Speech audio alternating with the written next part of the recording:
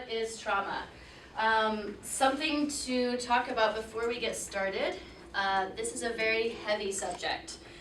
If at any point it's becoming a lot, please feel free to get up, get a drink of water, take a break, step outside, doodle on your paper, do some stretches, anything you feel like you need to do to take care of yourself.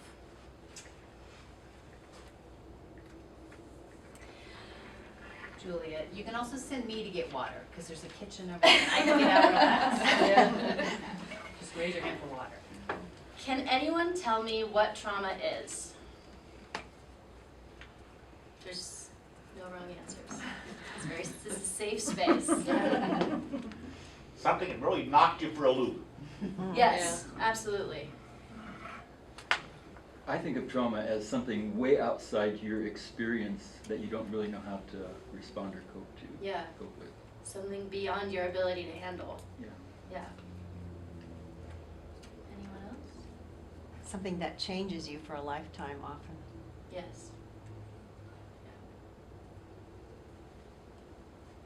Maybe it is your experience. Mm-hmm. Maybe that's all you've ever known is a traumatic situation. Yeah. Doesn't mean it doesn't affect you. Right. You know, intergenerational trauma. Mm-hmm. Absolutely. I think that like too much, too soon, too fast, too heavy. The wave. Mm-hmm. Yeah. Well, trauma can be thought of in a lot of different ways. Trauma is a very relatively new area of our knowledge of ourselves and humanity. And so there's a lot that we're constantly learning about it, how to heal it, what it is, how it affects us. I've definitely heard it described as something beyond a person's ability to handle or cope with their external or internal coping mechanisms. I've also heard it described as an internal wound, something that heals and leaves a scar. Trauma is a subjective experience. What is traumatic for one person might not be traumatic for another person who experienced the same thing. They might be identical twins, raised the same way, grew up in the same environment. Something happens, it's deeply traumatic for one and not the other. It depends on who you are, your perceptions, your experiences, your level of resilience. And it often creates vulnerability, helplessness, and fear. It shifts the way you perceive yourself, the way you perceive the world, the way you perceive other people. And like was said, you are not the same afterwards. You can heal, but like many experiences, trauma does change you. It disrupts the nervous system. We'll get into that a little bit more later on, but it does affect the way your brain works, the activation of your nervous system, the hormones that are in your body, and it can make a person question their place in the world, because for me specifically, I work with survivors of torture, which is one of the most destructive human experiences. And so when someone has had a traumatic experience, it changes who they thought they were and who they thought the world was.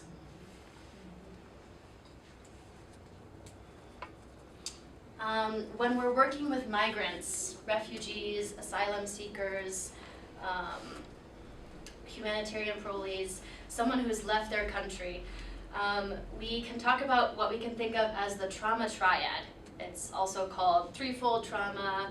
There's a lot of different ways to refer to it. But it's a basic concept of the fact that trauma isn't just one individual experience. So a lot of people, they flee their countries because of various situations. They might be in a war-affected area. They might be experiencing violence from cartels or gangs. They might have lost loved ones. They might have been imprisoned unjustly. The gamut of trauma ranges. And so that first event is that original trauma, which is often what we think of when we're working with populations who have experienced trauma, is like, oh, this thing happened in their past. In thinking about the trauma triad, we realize that that is a continuous process that has different steps and may still be happening to them. The second step is when they leave their home country. That's the journey. For a lot of the asylum seekers that you guys work with, that means coming through, oftentimes through Central America or through Mexico, where, as you might know, they often experience a lot of very devastating things. And so that's a whole nother level to add on. And then when they get here to this new country, they might not speak the language. It's a strange culture. They're here alone. They don't have their family and their community support with them anymore. They don't know how to access the resources. They might be facing discrimination and racism. It's a whole nother trauma having to adjust to this new environment that may or may not want them.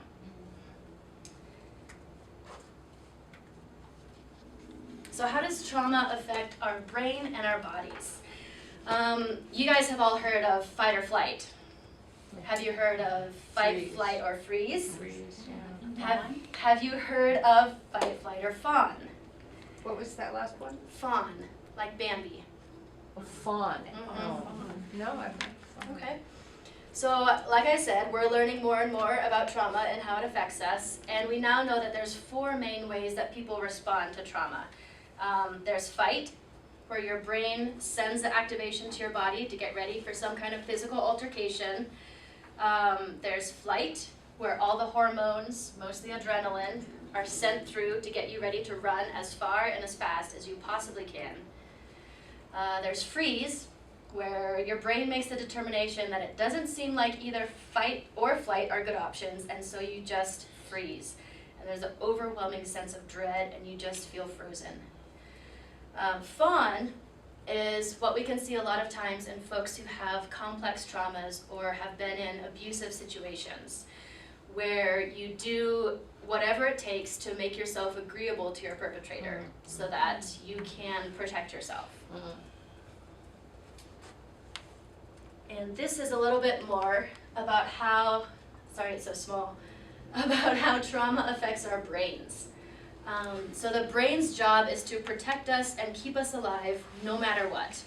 And so when you experience a traumatic event, it affects your prefrontal cortex, your amygdala, your hippocampus, and when there's been a traumatic event, a lot of times your brain doesn't know how to bring itself back down from that survival mode.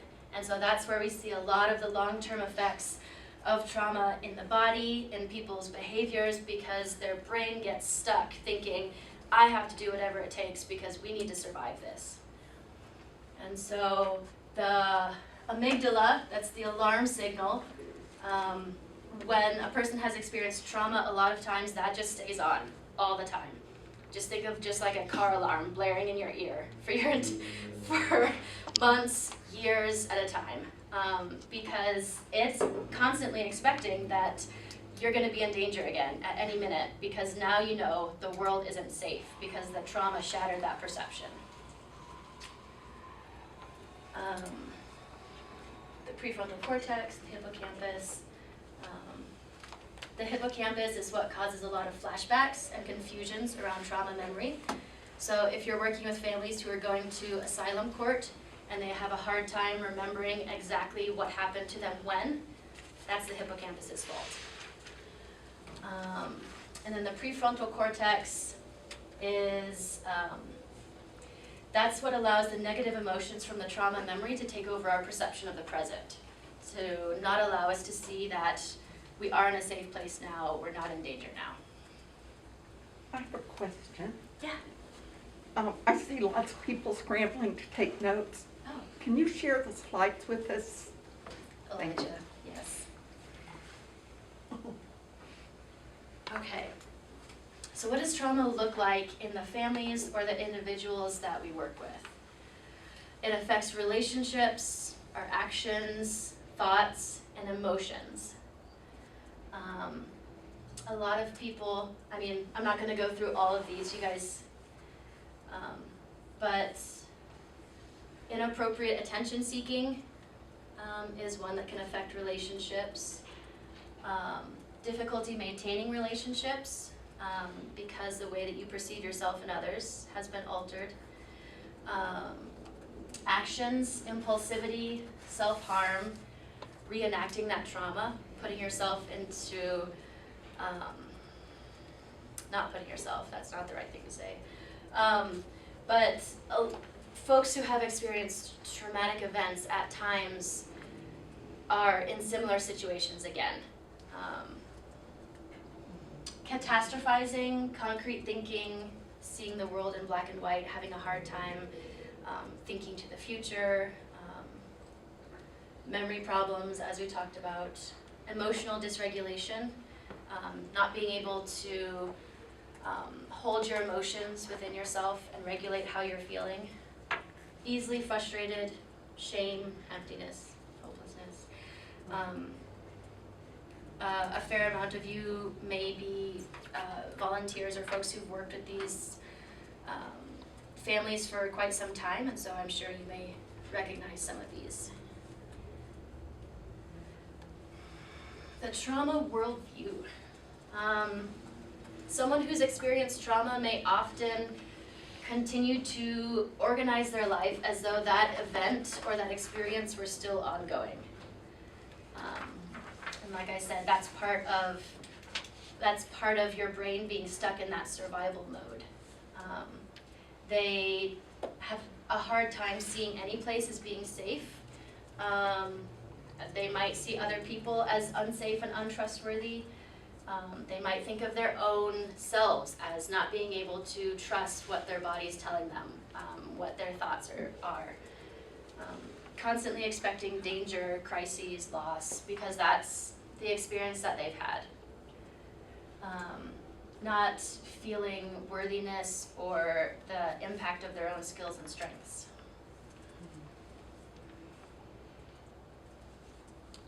So now let's talk about resiliency.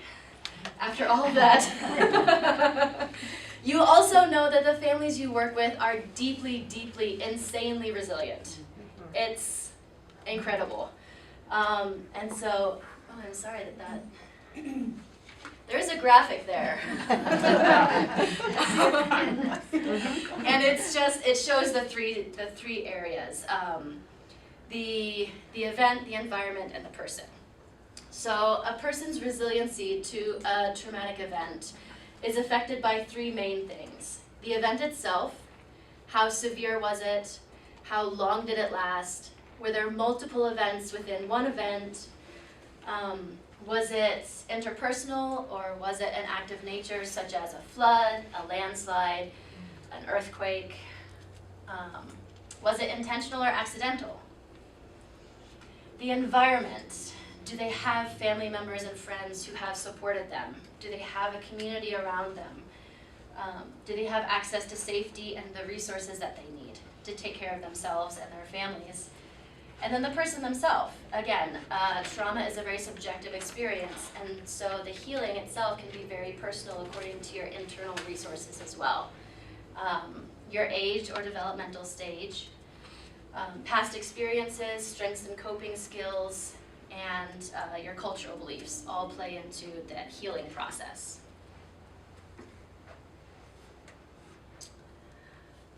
Trauma is perceived and expressed in very different ways in different cultures. There have been a lot of studies about this, and we're still figuring out how to approach everything not from our ethnocentric Western point of view. I think I need to work a little bit harder on that, but that's okay. In some cultures, the physical symptoms of trauma that can manifest, such as stomach pain or headaches, those are expressed in different ways, and so is emotional pain. In one culture, instead of saying like, my heart is broken, or I'm sad, my heart hurts, they talk about their liver hurting. And so a doctor might be trying to do all these scans of their liver and figure out what's wrong, and they're trying to express their deep sadness. And so getting to know the families that you work with and the culture they come from, and listening to how they express their pain is very important. Cultural norms and scripts. What we see as normal, how we process different things, how we react to events, how we grieve, the traditions we follow. Those are all, they can be very culturally different. And so what we perceive as a normal process might be very different for a family from another country, from another culture. And so listen, be open to where they are coming from and respect their cultural differences and the different ways that they express their pain and their grief. So what exactly is trauma-informed care? Before we go on to this section, are there any other questions about trauma, what it is, how it affects us? I have a question, Julie. Yeah. I know you've worked here and you've worked around the world for cultural expressions of trauma. Have there been any that have stuck with you that, as in our journey to not operate from our Western ethnocentric point of view, like when you were working with kiddos in Africa or with asylum seekers here, that any of the cultural expressions of trauma that have stuck with you, in addition to the pain in your liver? That's a memorable one. I think in general what I've appreciated most about working with populations who have experienced trauma in other cultures is the integrated community focus of just like it's not just me who's hurting, it's the community, and so we need to heal together. I think that is incredible and should definitely be copied. So what is trauma-informed care? Very, very generally, it's the assumption that the families that you're working with have experienced trauma and are coping with the effects thereof, and you should modify your practice, your interactions accordingly. Knowing that they might be experiencing those effects that we talked about, that their perception of the world might be different than yours, how can we help them to heal from their trauma? How can we make sure that our interactions aren't perpetrating further trauma? Do you guys have any ideas of what that might look like?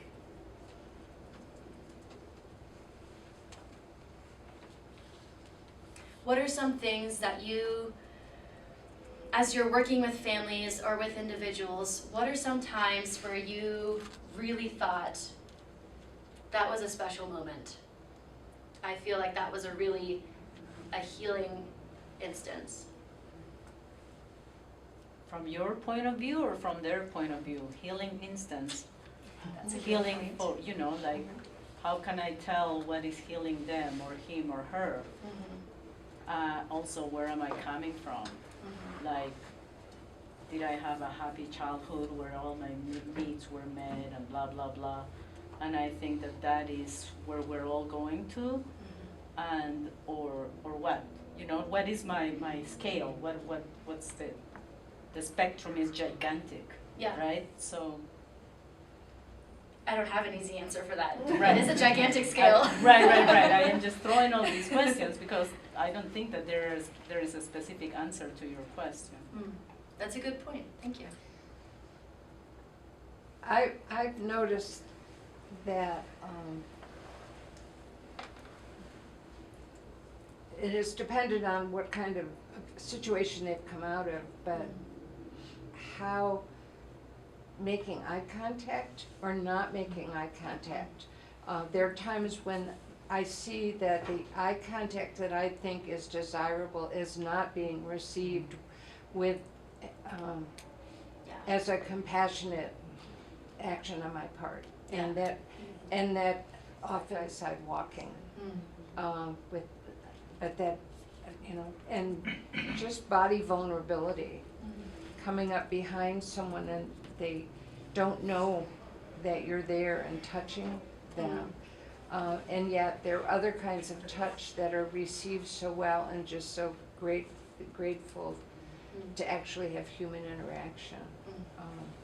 So trying to walk that line in a respectful way. Yeah. Eye contact is a big one. It's on our slides. So the question was, what have we seen that have been big moments? Yes. Or like, in thinking about trauma-informed care, when was there a time where you feel like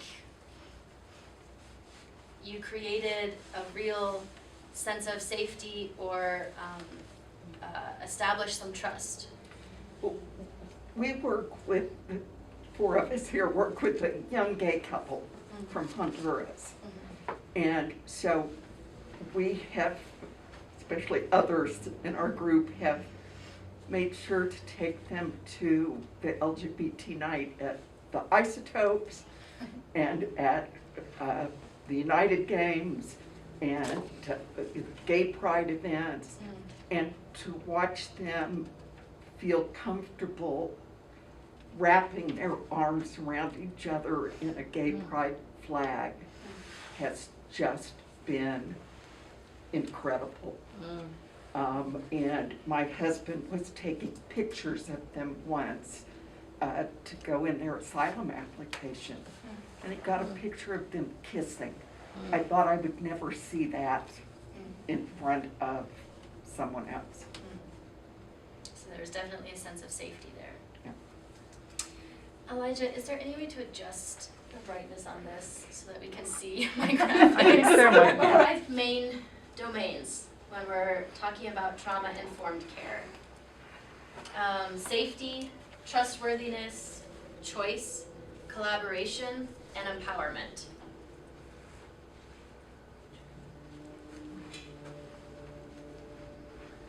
That's a lot. So, when we're thinking about safety, what does it mean to create an environment of safety for a person?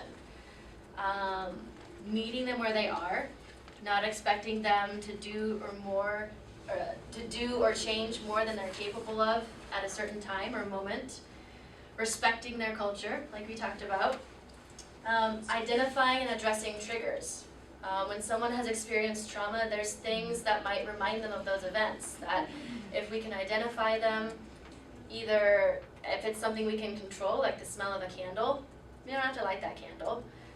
If it's something bigger that we aren't necessarily able to help them with, like the sound of a plane going overhead, we can help them find ways to regulate their emotions, decompress, ground themselves, and so it's when that reaction does happen, it's not as big of an event and it doesn't escalate further. Establishing and maintaining routines, creating a calm environment, supporting and promoting positive relationships, and avoiding tricking or catching people. Like, aha, I knew that's not really what you were doing, or I knew you weren't going to go to that appointment. Which then leads to trustworthiness. Creating that trusting relationship with the folks you're working with so that they know that you're a person who's there to support them, they trust you, you're not going to intentionally hurt them.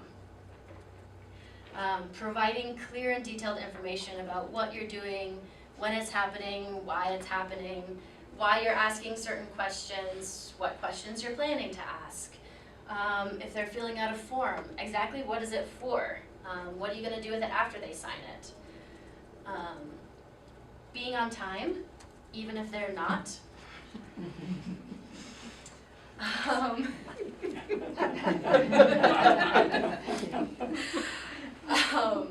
When you say that you're going to do something, do it. Or if you can't, take responsibility for that. There's things that we can't always control. I can't do everything that I say I'm going to do sometimes, but I have a conversation about it, I take responsibility for it, we make a plan on how to move forward together.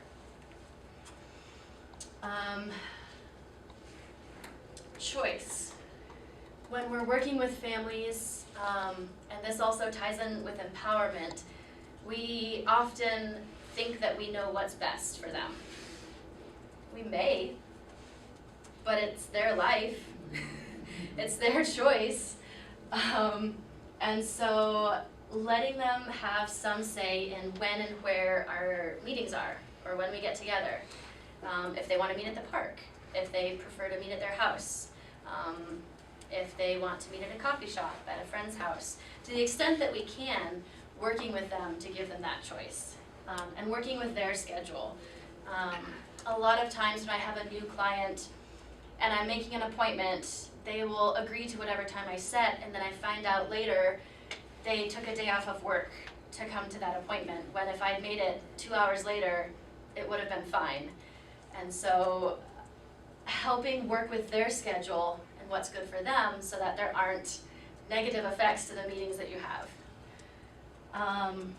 We can't always control who's going to be on their care team, but sometimes we can. If there's a particular person that they're not comfortable with, for whatever reason. How does that person want to be addressed? Their name, their pronouns, any honorifics. What services do they want? Again, what do they want? What is their priority, not ours? It's really hard sometimes. Collaboration, what are their goals and priorities? What services are actually effective for them? What works for one family might not be helpful for another. So again, that comes back to listening and talking and seeing what works, what they appreciated, what they didn't. Shared expectations for the relationship, so that both of you know what to expect from the other person. What is your responsibility as someone working with this family? What is their responsibility as someone working with you? Making sure that you both know what's going on. And then, how can I support you right now? Again, not jumping in with what we think is best, what the solution should be, what we would do in their shoes. What can we do to support you right now? And then empowerment. Focusing on empowerment rather than management and control.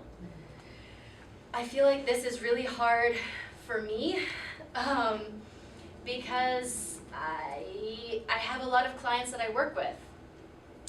And sometimes it would be a lot easier if I just told them what to do, when to do it, move on to the next person who needs my help. And that's not helpful to anybody. It's not helpful to me because it can create issues that I then have to address later on. It's certainly not helpful to the clients. That doesn't promote any sense of trust. They don't feel empowered as individuals who are human and are able to make their own decisions. And it doesn't build on their strengths or encourage their resilience.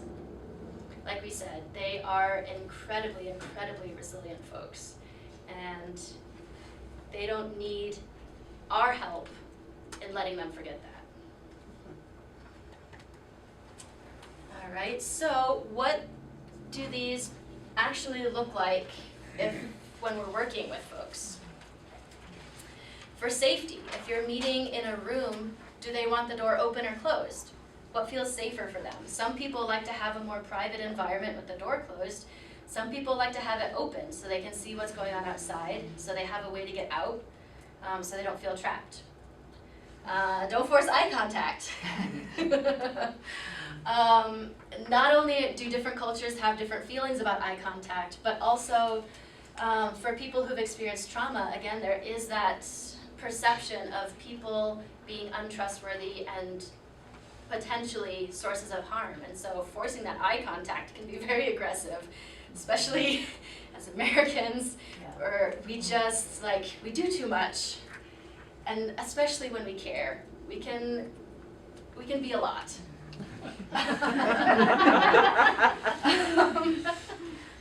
Like you mentioned, be aware of your proximity. Some people, everybody has different space boundaries. I really like hugging people. My partner hates it. And so it's just like everything that we do in our interpersonal relationships of just figuring out what does this person feel comfortable with? Paying attention to your tone of voice, confidentiality. If you say that something's going to be confidential, keep it confidential. Avoid asking too many questions, one after the other. Rapid fire, like you're interrogating them on how their day was. I know that we all care. I know that we want to support our clients, know what their needs are. But is it a conversation or is it an interrogation? And listen. It's always, always, always going to be a big one. Trustworthiness. Again, explaining rules and expectations. What is this relationship? Why are you here? What do you want from me? What are your expectations of me? Allowing the person to see what you're writing, if you're taking notes as you talk, or if you're filling out a form. Some of the families you work with may have been in actual interrogations before, or in places where their information was used against them. So if I'm talking with a client and I'm writing notes, I explain, hey, I'm just writing down what we're talking about so I can put it in my computer later for your file. And I never try and cover it up or shield it from them.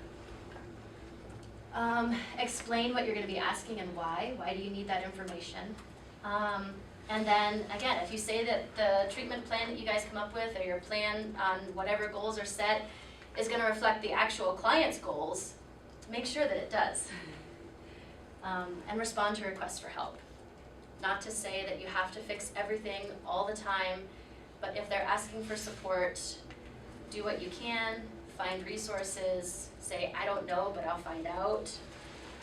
Or here's where you can go to get some answers on this. Don't just leave them completely hanging. Choice, identifying opportunities as we can to help them make their choices on when, where, how, why. Allowing them to decide how much to share. In my intakes, I have to ask a lot of very personal, probing questions about their previous experiences. It's not fun for any of us. It's required by our federal funders. But before I start that, I always tell them, if this is too much, if there's a question you don't want to answer, it's not a problem, just tell me. I'll deal with the funders myself, that's not their problem. I never ask anyone a question that they absolutely 1000% have to answer. And then again, allowing them to prioritize their own needs. We might think that someone has to get enrolled in TANF tomorrow. They might think that they would rather, go shopping for a winter jacket. Let them tell you what their priorities are without you arguing with them about it. Most of the time when I'm talking to you guys, I'm also talking to myself, just so you know. This is a good refresher for me. Collaboration, again, is it a conversation or an interrogation? Are you their partner, their case manager, their family liaison, or are you an expert? You think that you have all the answers, you know everything. Develop a shared understanding of the problem. Listen to hear and understand versus listening to fix.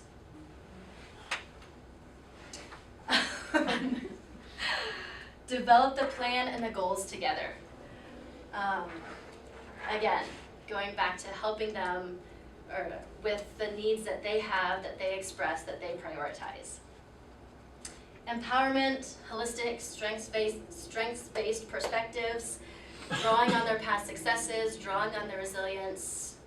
Talk with them about what's worked in the past and what hasn't, what they prefer, what they would like to try. And again, that person is the expert in their own life. You can reinforce that with them and build their resilience. Okay? And then think about the little things that might not be so little. Things that we do to create a sense of safety for ourselves. If you're creating a special room in your house or a special environment for yourself, what is one thing you would add that creates a sense of comfort or a sense of safety for yourself? Abby. plants, and we add I plants. want to put you on the spot. If you guys ever visit my office, there are plants everywhere. Definitely that. Plants, some people love candles, some people really don't. Is there enough seating for everybody? Does the bathroom have the option to lock it so that there's some privacy? Are the people that they're interacting with respectful, pleasant, welcoming? Do they create an environment that is supportive and welcoming? It's just such a good word. If you're overwhelmed by what someone's telling you, if they're talking about their past experiences, if they're telling you about needs they have, something that happened to them yesterday, it's okay to not have the perfect thing to say. Most of us don't, at any point in time. But just sitting in supportive silence, feeling the impact of it with them, sharing that moment with them, sharing grief with them, if appropriate. That is a huge thing, to build that relationship, build that trust, to let them know that you're here with them, even though it might be a situation that nobody can fix. Be prepared to repeat information a lot.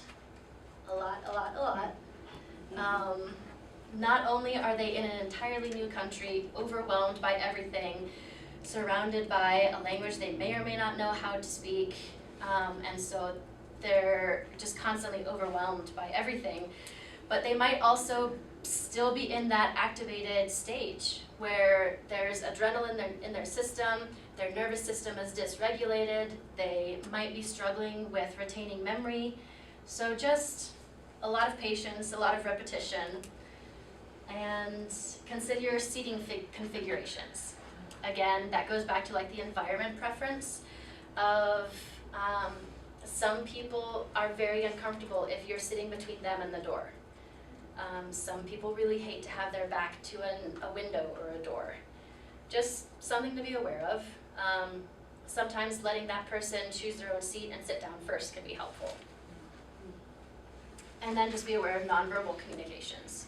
Body language, space, eye contact, tone of voice. I don't know if that counts as verbal or not. Either way. And nobody's perfect. We're also humans. We probably have traumas in our own lives that we're dealing with in various ways. Again, it's a relationship. It's working with another person, doing the best you can, doing what you can, and having a conversation, taking responsibility, apologizing when you mess up. We all mess up. Something to think about. How often do you listen to the stories of others as if you already knew the courage it would take to do what life had asked of them?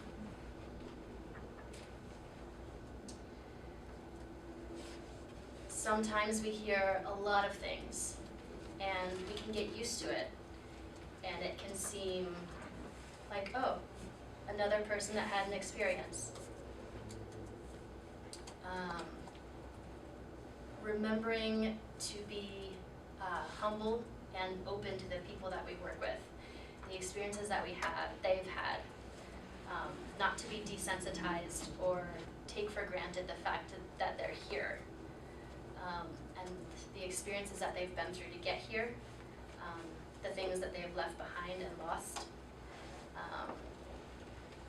and not to assume that we would be able to handle it as well as they do.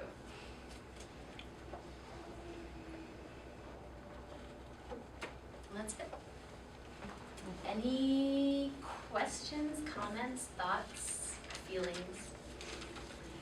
Just real quickly, I need to leave because I thought it was 2:30 to 3:30, so the be on time thing is a really important one for me. The second piece is, it's some of us, I don't know, a lot of the people in here, I'm a family liaison with FaithWorks, and some of this was very important to reiterate and for me to hear again, because it's the bigger picture for me that I get a little frustrated is that is developing our own boundaries for what we're able to do. We're not social workers. I'm not, as I was an educator all my life and saw all of these issues in schools, but where, as a one person working with a family, I'm not a trauma Absolutely. social worker. So being sensitive to their trauma, there's some real key things in there that are important. And there were some keys in there that are reminders that we have to have barriers because we can't do all the things they need to be fit, Absolutely. that they ask of us. And Yeah. they can ask huge things. Yeah. Boundaries are so important. We talk about that in the 4th session. Okay.